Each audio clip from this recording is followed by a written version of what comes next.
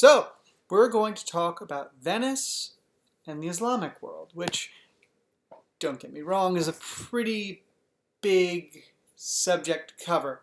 So we're going to start and end with Egypt. Venice is a very mercenary power, historically. They went where the money was, or where the trade routes were, might be a better way to put it. And one of my favorite little factoids about Venice's relationship with the Islamic world is that they may have, we can't prove it because the Venetians worked very hard not to leave too much evidence, but reading between the lines, you can see that it's very possible that our friend, Doge Enrico Dandolo, might have sort of, should we say, redirected the energies of the Fourth Crusade away from Egypt, its trading partner when the French showed up and started talking about holy war.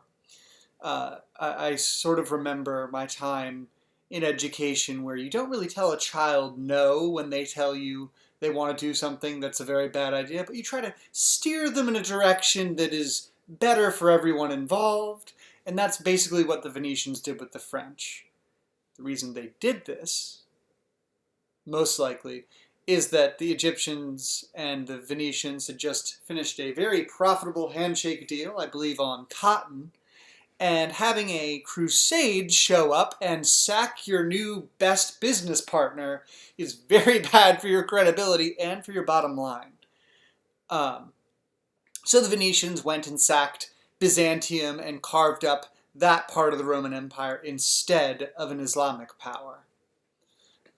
Fast forward a few hundred years later, the Islamic world has sort of only grown from the Venetian perspective because the Ottomans, who, as you may recall if you're a student of Ottoman history, had sieged down Byzantium a couple of times, but they finally got it under Mehmed II, and now the Ottomans are next door neighbors to Venice.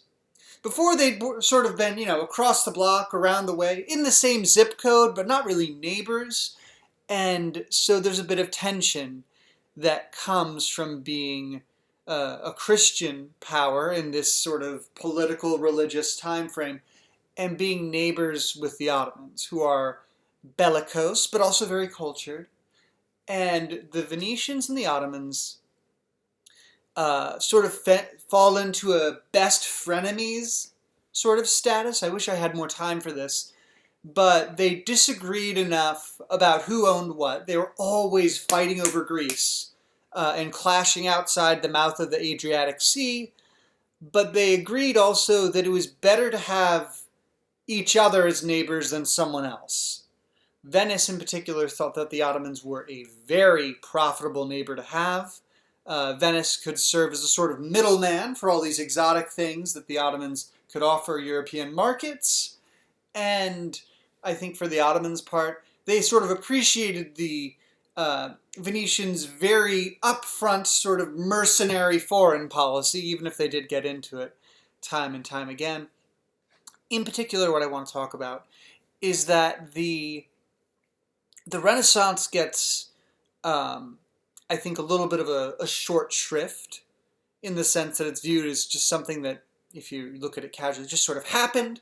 But the Renaissance and Islamic humanism and culture are kind of inseparable.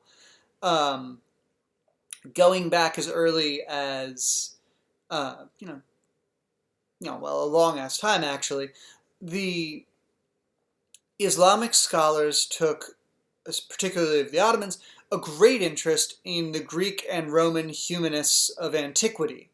And because they did, they started translating them and spreading them through their empires. And it didn't take long for the Venetians, or the Genoans, or the Neapolitans, but mostly the Venetians, to take notice of this and realize that there's a market here. This is pretty cool.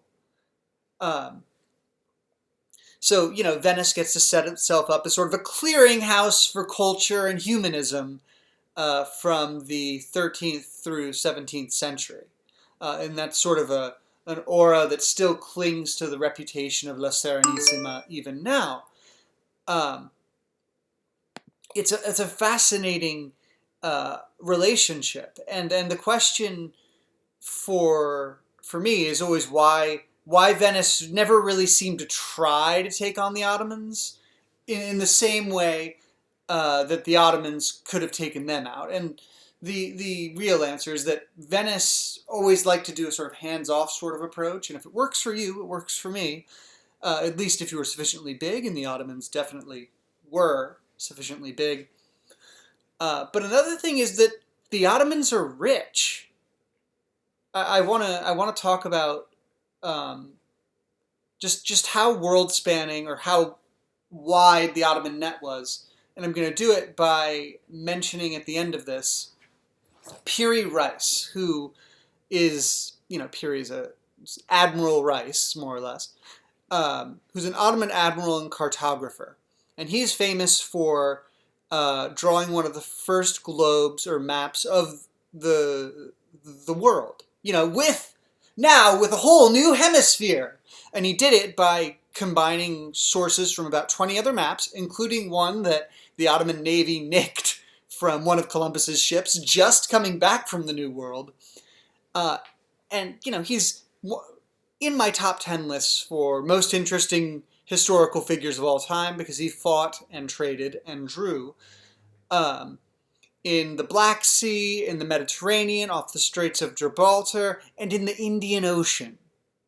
Just think how wide a spread that is, and sort of imagine how Piri Reiss is the embodiment of the Ottoman Empire's reach. Those are reasons for the Venetians to want to be in good with the Ottomans, right? You can get all those spices and exotic things and silks by trading with the Ottomans in the Indian Ocean, and all the other powers have to go, down around Africa or into the New World. But you've got a guy, mostly.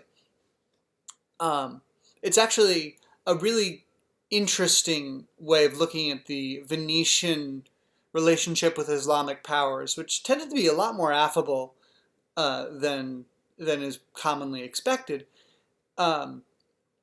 in that the Ottomans ultimately absorbed the Mamluk Sultanate, which we've talked about, under Selim the Grim, but left them in place.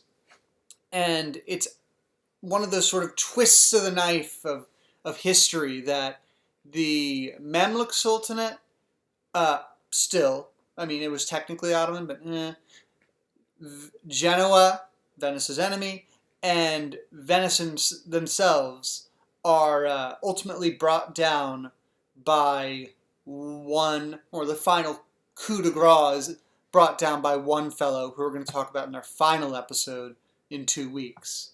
But there's a real sense of continuity. Venice really, I think, probably enjoyed having Islamic neighbors and being in a position of advantage in all things.